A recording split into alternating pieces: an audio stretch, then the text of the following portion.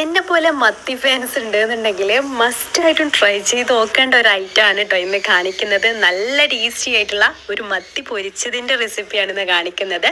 Stove on ചെയ്യാതെ ഒരു pan എടുത്തിട്ട് അതിലേക്ക് വെളിച്ചെണ്ണയും അതിലേക്ക് മുളക് പൊടിയും മഞ്ഞൾപ്പൊടിയും ചേർത്തിട്ട് പിന്നെ നമുക്ക് ഫ്ലെയിം ഓൺ ചെയ്യാം. എന്നിട്ട് ഇതുപോലെ ചെറിയ തീയിലിട്ട് ഒന്ന് മൂപ്പിച്ചെടുക്കുക. ചെറിയ തീയിലിടാൻ പ്രത്യേകം ശ്രദ്ധിക്കണേ.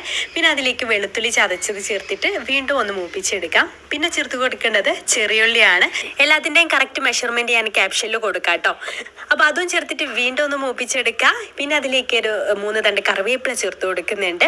പിന്നെ ചേർത്ത് കൊടുക്കേണ്ടത് 1 ടീസ്പൂൺ ചില്ലി ഫ്ലേക്സ് ആണ് കേട്ടോ. അതും ചേർത്ത് കൊടുത്തിട്ട് നന്നായിട്ടൊന്ന് മിക്സ് ചെയ്തെടുക്കുക.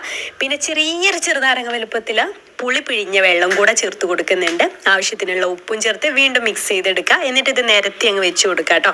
വറ്റിച്ച മീനെടുത്ത് പൊരിച്ച് കഴിച്ച് നോക്കിയിട്ടുണ്ട്. ആ ഒരു ടേസ്റ്റ് ആണ് കേട്ടോ ഈ ഒരു മീനിന്. കാരണം നല്ല പുളിയൊക്കെ പിടിച്ചിട്ട് അടിപൊളിയായിട്ടാണ്.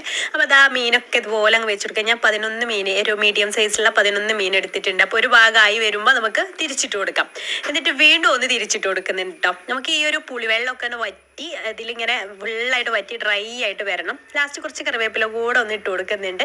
നമ്മുടെ സംഭവം റെഡി ആയിട്ടുണ്ട്. ഇതിന് പ്രത്യേകിച്ച് കറിയൊന്നും ഇല്ലെങ്കിലും നമുക്ക് ഒരു മീനിൻ്റെ ആ ഒരു മസാലയൊക്കെ കൂട്ടിയിട്ട് തന്നെ ചോറ് കഴിക്കാനും നല്ല ടേസ്റ്റാണ്. ഇഷ്ടമായിട്ടുണ്ടെങ്കിൽ ട്രൈ ചെയ്ത് നോക്കണേ.